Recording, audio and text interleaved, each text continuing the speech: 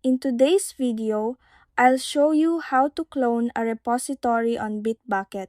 First, open your browser and go to the official Bitbucket website, then log in to your account. On the home page, select the repository you want to clone and click the clone button at the top right. Copy the clone command, choosing either SSH or HTTPS.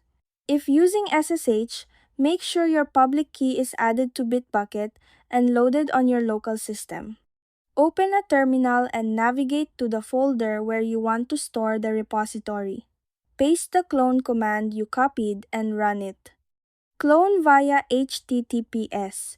Git Credential Manager may prompt you to log in to Bitbucket and authorize the connection. Clone via SSH. Once successful, a new folder appears in your chosen directory named after the repository. This folder includes all files and Git metadata required to track changes. You can also clone repositories using source tree or VS Code. For step-by-step instructions, check Bitbucket's guide, Clone a Git repository.